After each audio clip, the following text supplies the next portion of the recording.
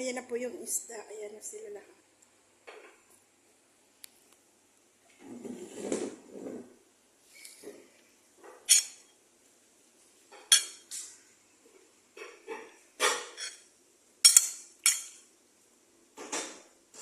Yummy.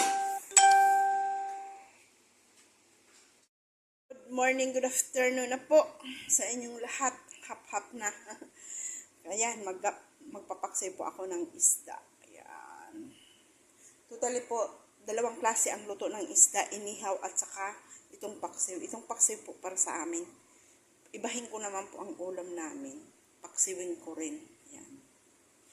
Ang ingredients ko po niya, bawang, sibuyas, linagyan ko po siya ng konting gulay, yung okra. Siyempre, hindi maalis yung siling mahaba kasi paksiw nga. At saka paminta, bitsin. Linagyan ko rin po siya ng kamatis kasi po gusto ko na may kamatis. Lalagyan po natin siya ng luya. Yan, may laurel na po yan, paminta, asin, bitsin, ayan na po. May suka na po. Lahat na po nakalagay na po dyan. Ayan. Let's go. Ilagay na po natin sa takpan na natin. Sa ating apoy. Ayan na po. Totally nakasaing na ako. Ayan na po siya. So, ayan po ang ating iihawin. Yan po yung natural spice. Ito po ay dates at saka tamarind. Para po kay babae yan at saka sa bagong upirahan. Bawal po kasi may spice. Ito naman po yung may spice. Yan. Nilagay ko po dyan sa spice na yan, bawang, sibuyas, yung spicy, asin,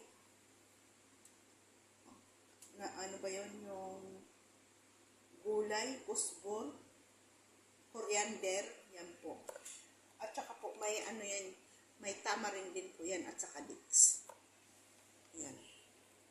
So ito po, i-prepare na po natin ito. Ilagay po muna natin yung ano. Ano ba yung tatlong malaki. Binabad ko po yan sa dates. Ito po munang tatlong malaki.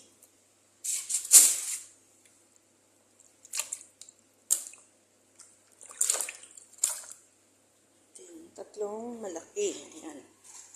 So, ito po.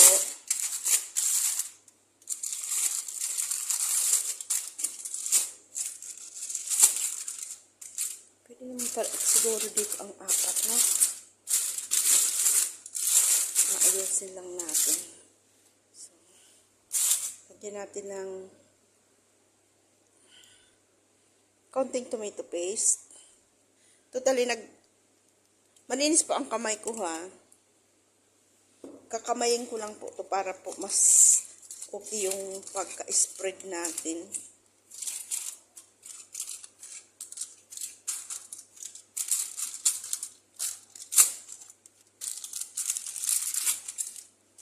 Ganun po siya.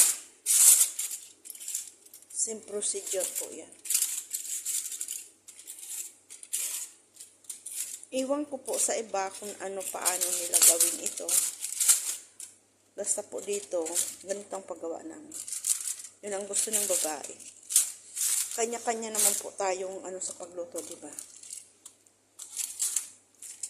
Pasarapan. Basta babad mo muna sa dates para manamis-tamis siya. So, ayan. Lalagyan naman natin siya ng ito po, spice. So, ganyan lang po siya.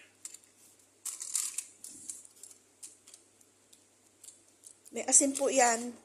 Kasi po, must be may asin ang pang topping natin.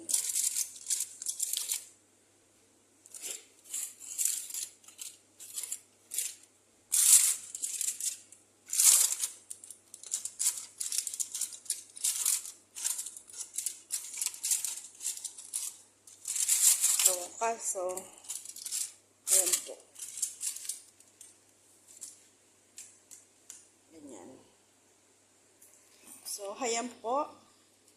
Ngayon po, lalagyan po natin siya ng oil para po siya hindi dikit at saka hindi po dry. Ito pong linalagay kong oil. Yung use ko na po to. Basta po, hindi naman siya maitim. Yung linutuan ko po ng French fries.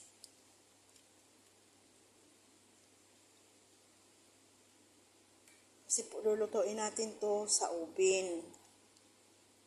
Kaya lagyan natin ng oil para po hindi siya mag-dikit-dikit. Ayan. Ayan po. Ayan. Naka-ready din po yan. Ilalagay na po natin sa oven. Kaso po, hindi ko may pakita kung paano maglalagay kasi alam niyo na ang isang kamay nagbibideo, ang isang kamay nagtatrabaho. So hindi ko kaya na isang kamay ko lang yan ibuhat. So, ayan. Kaya ka po. So, ayan na po siya. Inapuyan ko lang po siya sa taas. Lagyan natin. Ito po yung pangalawang salang natin. Habang nakasalang yung tatlo, i-prepare na po natin para po hindi masira.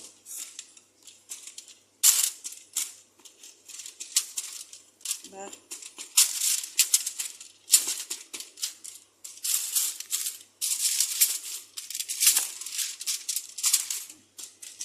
Ito pong isa, ganun lang po siya. Tapos ilagyan natin siya nitong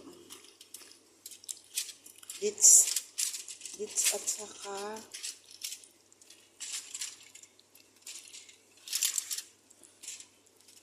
tamarind. Wala po tong spice. Ganun lang po siya.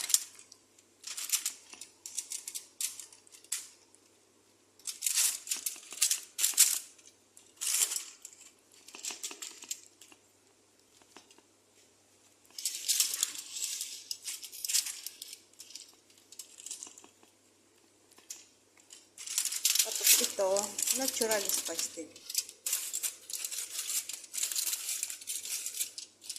Maliit po ito. Medyo maliit-liit. Itong dalawa, maliit. Itong isa, medium size.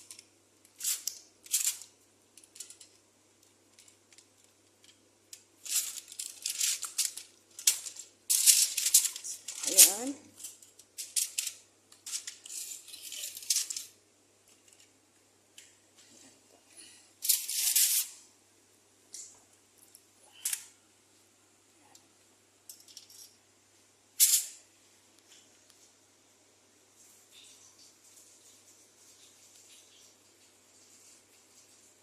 So, ito po, naka-prepare na linagyan ko na rin siya ng oil para po hindi siya hindi siya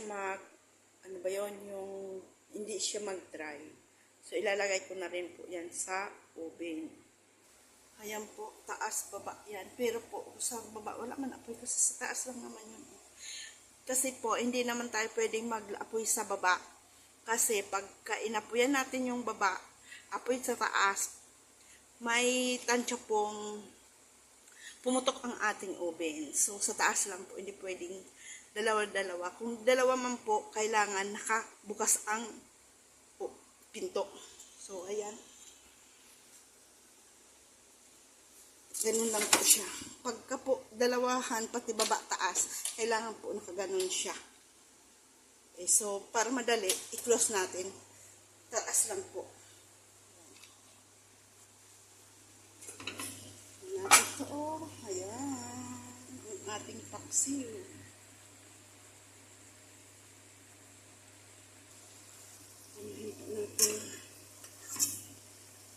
Timplahin. So, mas dinagdagan natin ang suka. Kulang ang suka natin.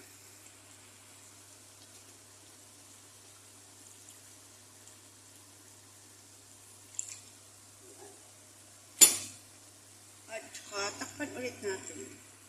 Parang ang sarap, no? Gusto ko po sa paksiw, mayroon siya talaga ang kamatis. Pakikamatis po kaya ako. Takpan ulit natin.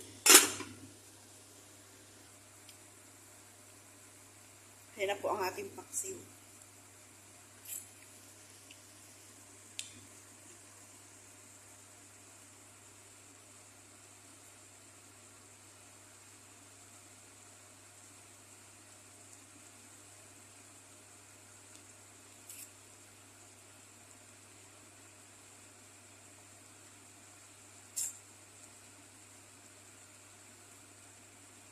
Ayan na rin po ang ating inihaw.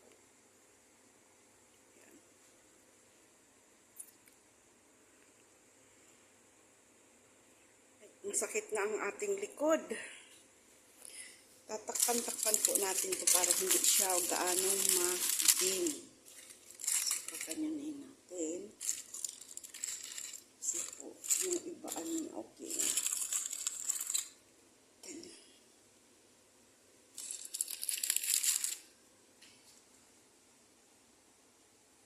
So, ibabalik naman natin ulit sa ating ube. Ayan. Babalik na rin na natin itong sa gitna. Okay na po yan. At saka tutupiin na natin. Ayan. Ayan, magagawa tayong mashi. Ayan. Ito ang trabaho kung mag-isa sa kusina tapos ang daming trabaho kung hindi ka marunong ano ng trabaho mo. Ano ba yun? Yung ibig sabihin, yung hindi ka marunong kung alin ang dapat mong unahin pala. Ayan, tinanggal na natin yung isa. Ayan na yung isa. Ayan pa yung dalawa. Nagsalang na naman tayong isa. Ayan. Nakasalang tayong dalawang bago. Ayan. Ayan, isinalang na natin ito. May gagawin pa ako, magbabalot pa ako ng kanin sa dahon ng grapes. Yan, binaliktad ko na naman yung isa, ay dalawa.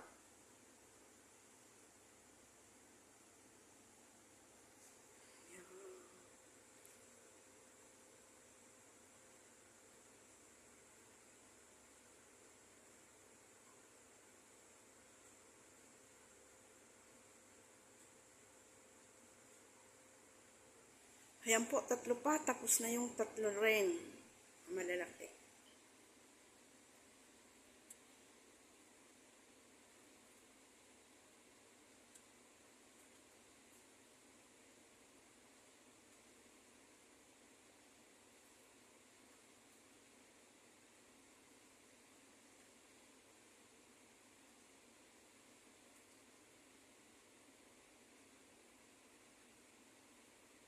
Nakapagod, maghabol ng oras.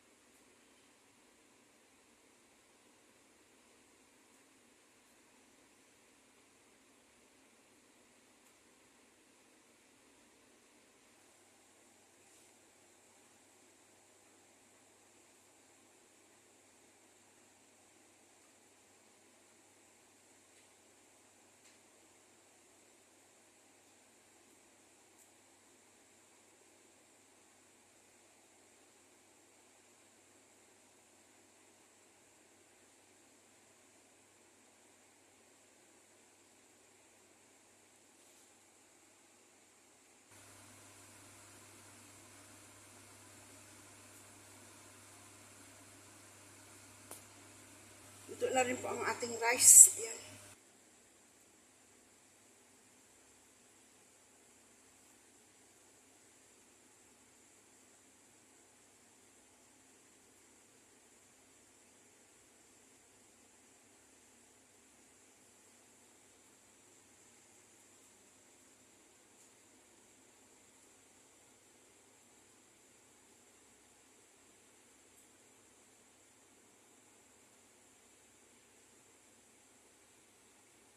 Mix cooking tayo ngayon. Grabe.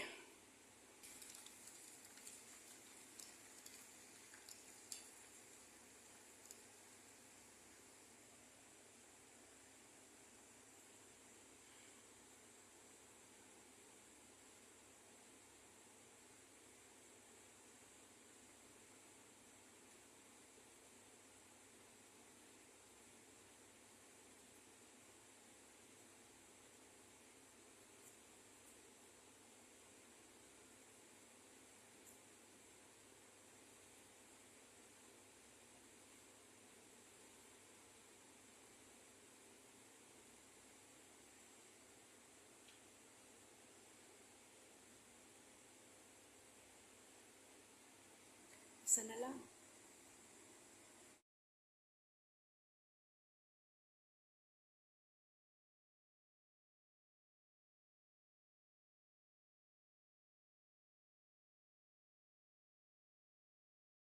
Yan po ang aking paksiw.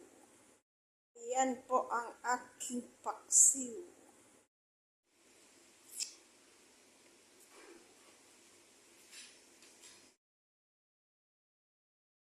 Yan po ang aking paksiw. Yan po ang aking paksiw.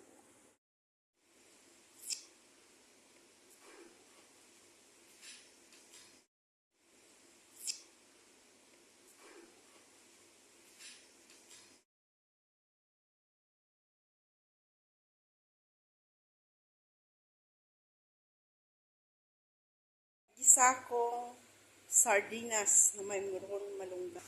Ayan na po. Ito naman po pagkain nila. Tsaka ayan po yung karni. Karni po yan, oh. Ayaw ko po yung karni na yan. Kaya nagluto ako ng ulam. God bless. Bye-bye.